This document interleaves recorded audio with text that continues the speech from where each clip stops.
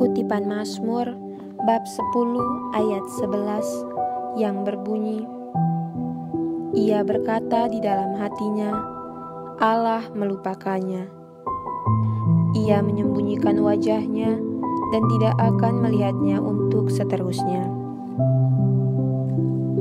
Pak Guru dan teman-teman sekalian yang terkasih di dalam Tuhan, banyak orang termasuk saya sering merasa ditinggalkan atau diabaikan Tuhan saat sedang mengalami kesulitan. Tidak jarang pula saya merasa hidup saya akan jauh lebih baik ketika tanpa Tuhan. Saya merupakan seseorang yang mudah putus asa, apalagi ketika ditimpa masalah-masalah yang terbilang cukup sulit. Singkat cerita, saya pernah ada di suatu titik di mana saya mengalami problem yang cukup sulit dalam hidup saya. Saat itu saya tidak berhenti berdoa, rajin membaca kitab suci setiap harinya.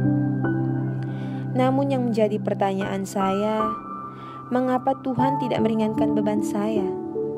Justru sebaliknya, masalah yang saya hadapi semakin melebar kemana-mana. Putus asa.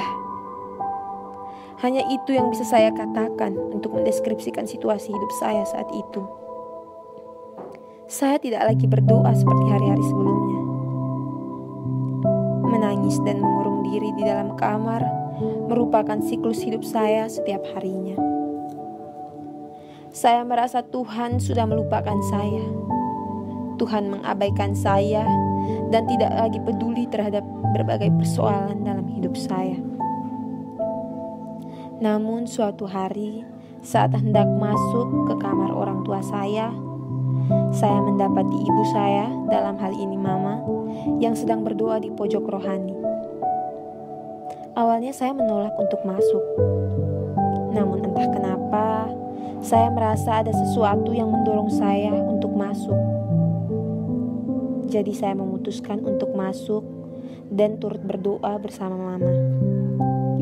Sekedar untuk diketahui bersama, mama saya merupakan seseorang yang sangat amat rajin berdoa.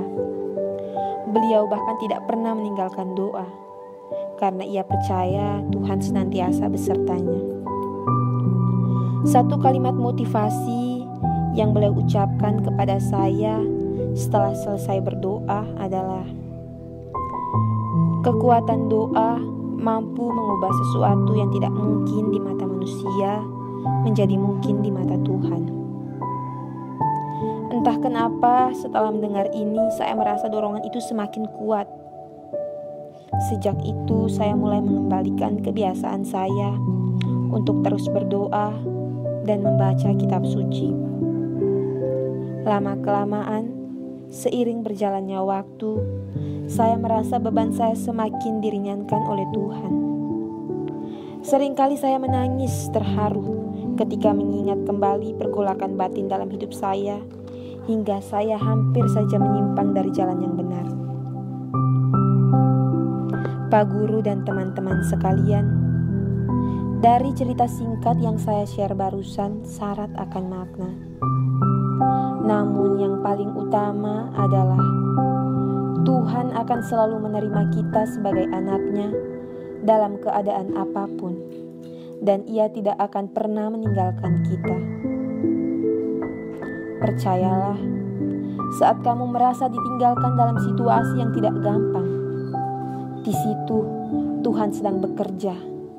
Tuhan sedang mengasah kekuatanmu. Sejauh manakah engkau dapat mengatasi persoalan tersebut? Tuhan tidak akan memberikan ujian di luar kemampuan hamba-hambanya. Tuhan percaya kamu mampu menyelesaikan persoalanmu saat ini. Bangkit dan teruslah berdoa. Keterpurukanmu saat ini adalah awal dari kebahagiaanmu kelak.